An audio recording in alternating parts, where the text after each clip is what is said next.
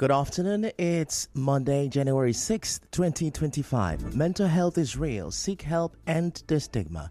On the news this afternoon. Court says Governor Fubara can transact business with 3 lawmakers.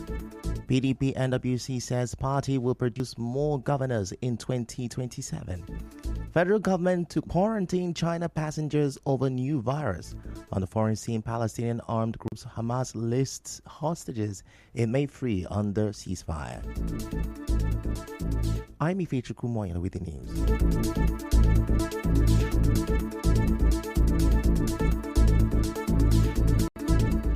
Now, the Rivers State High Court has ruled that Governor Siminalayi Fubara is legally empowered to transact business with the 3 lawmakers who have not vacated their seat in the State House of Assembly. This was contained in a court decision given on the 20th of December 2024 during the presiding judge, Justice Sika Prioko during which the presiding judge, Justice Sika Prioko, dismissed a suit seeking to compel the governor to represent the 2024 budget to the Martin Amaewhule-led Assembly.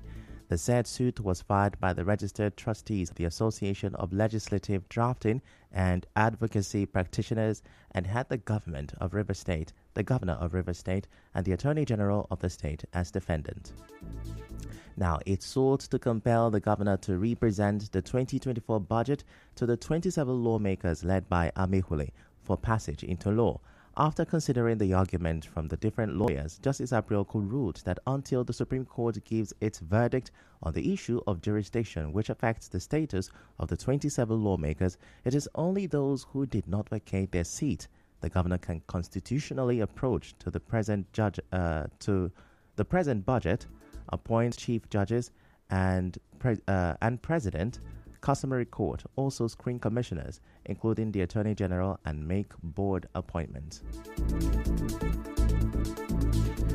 In the meantime, a Port Harcourt-based lawyer, Leslie Ejeku, has warned that the continued disregard for valid court judgment, particularly those of the Court of Appeal, poses a serious threat to Nigeria's constitutional democracy.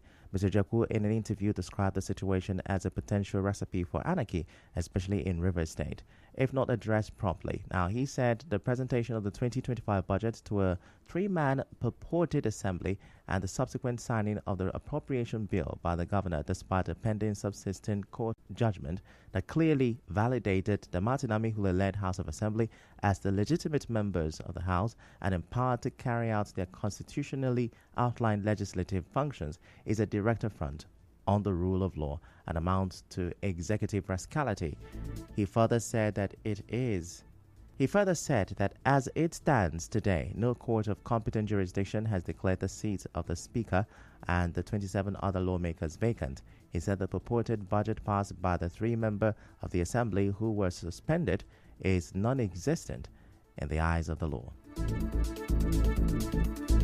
In another development, the PDP national leadership says by 2027, the party will produce more state governors from the current 12 and take over governance at the center. The party's National Working Committee, NWC, said this on Sunday during a visit to the Bayelsa State Governor Duidiri at his country home, Sample, in Kolokuma, Opokuma, local government area.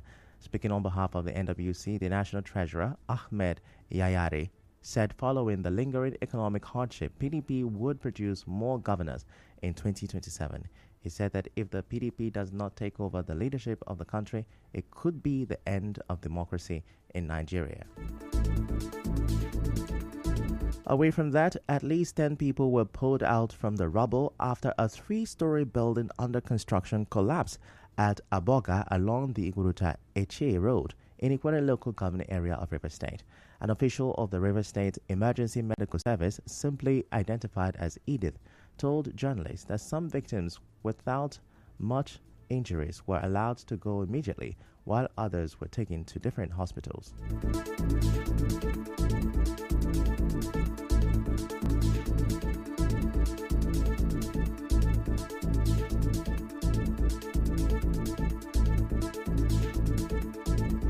Called us from here.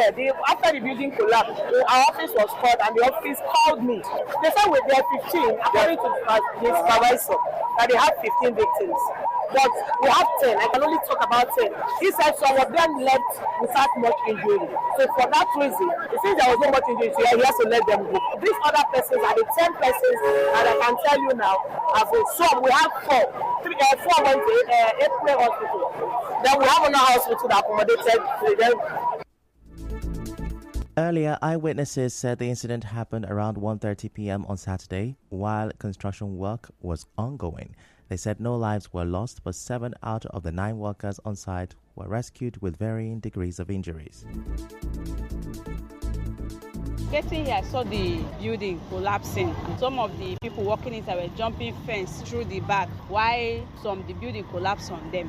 They were able to rescue everybody, but many injured. The last one that they rescued this night, he was the last person, just one. They took him to hospital with ambulance. We heard a noise, boom. And when we came outside, the building was already collapsed. And they started rescuing people that were here, using axe to break the places to rescue people. Some people they brought out, they're already injured before the firefighter and police came. What I saw here is that some of the runners bar of the columns, instead of 6 bars, there are 4 bars. So, and 4 bars cannot carry 2 stories. Authorities have sealed the site and summoned the owner of the building. Moving on, a gas explosion in the Orazi area of Port Harcourt has reportedly claimed 2 lives. Online videos initially showed the victim and his daughter with first-degree injuries at the hospital. The gas cylinder is said to have exploded while it was being refilled. The fire from the explosion is said to have spread, burning some nearby shops. And now the Rivers State Police Command has acknowledged online report of an alleged assault on a lady by police officers along Evo Road, Port Harcourt. In a statement, the police spokesperson in the state, Grace Iringikoko, asked the woman to visit the police headquarters to enable a thorough investigation into the matter. She said it will help them in identifying the officers involved and ensuring that appropriate actions are taken. The command, however, appealed to members of the public to cooperate with police officers during stop and search operations, as these measures are essential in combating crime and maintaining security. Still to come, retailers to begin loading from Port Harcourt Refinery this week. Stay with us.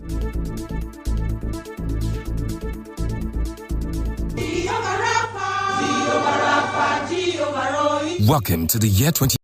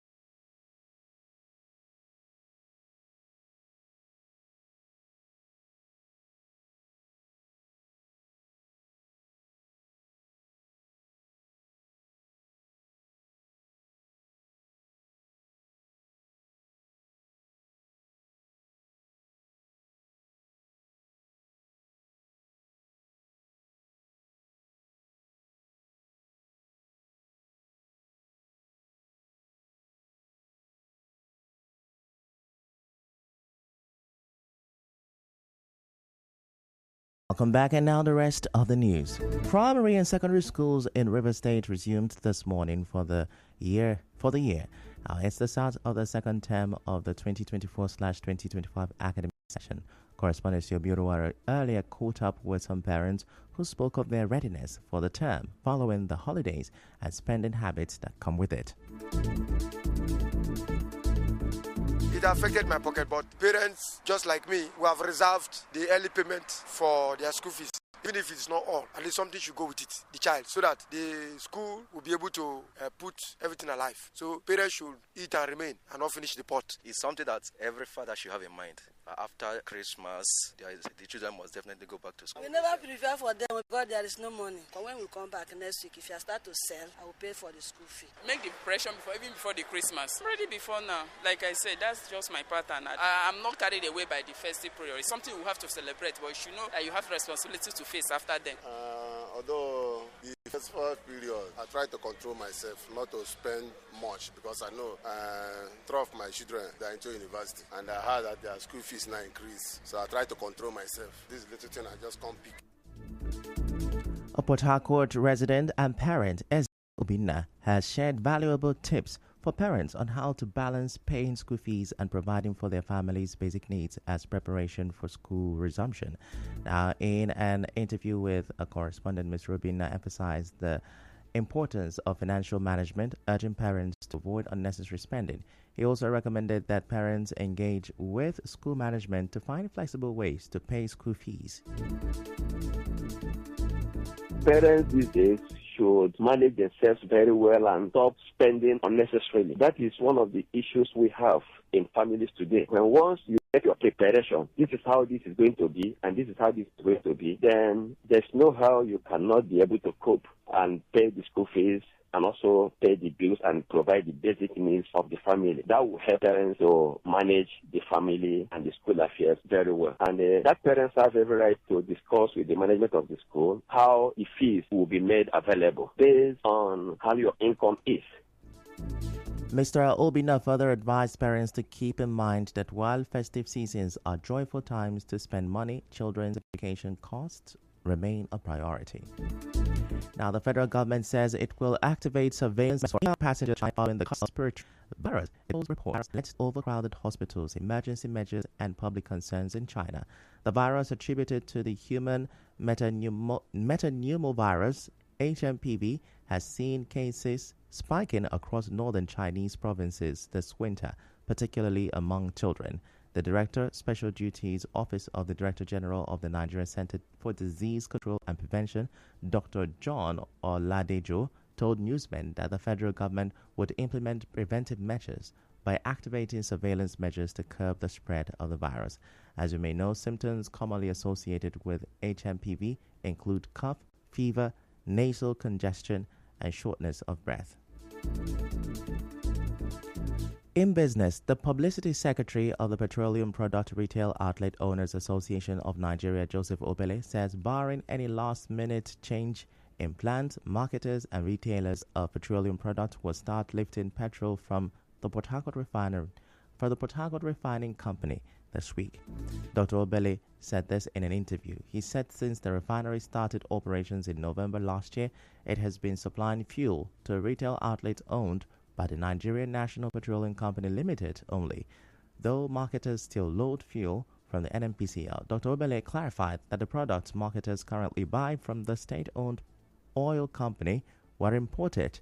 He expressed concerns that the NNPCL was selling petrol to retailers in Port Harcourt at prices higher than that of Lagos State and appealed that the refinery should sell at 899 naira per litre instead of 917 naira per litre. In entertainment, socialite Cubana Chief Priest has vowed to ensure that embattled singer Speed Darlington regains his freedom today. The pledge follows his clash with singer Burna Boy. Recall that Speed Darlington has been in police custody since November 2024 after he was rearrested by the police for jumping bail in a case that involved Burna Boy. Burna Boy wrote a petition against Speed Darlington after insinuating that Burna's closeness to embattled American singer Diddy got him the Grammy he won in 2021. And now to sports, Joseph Atule scored twice as Nigerian club Enyimba finally clicked in the CAF Confederation Cup by hammering Mozambican visitors Black Bulls 4-1 on Sunday. And now we're... A senior Hamas official has shared with the BBC a list of 34 hostages that the Palestinian group says it is willing to release in the first stage of a potential ceasefire agreement with Israel. It is unclear how many of those named remain alive. Among them are 10 women and 11 other male hostages aged between 50 and 85, as well as younger children who Hamas previously said had been killed in an Israeli airstrike. A number of hostages who Hamas says are sick are also included on the list. The Israeli Prime Minister's office has denied reports that Hamas provided Israel with a list of hostages.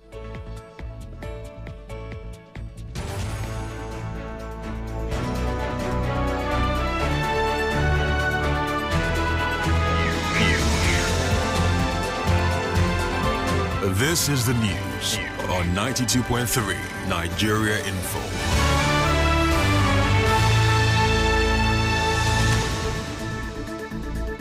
That's a wrap on the news this afternoon. Before we go, let's have a look at the major stories.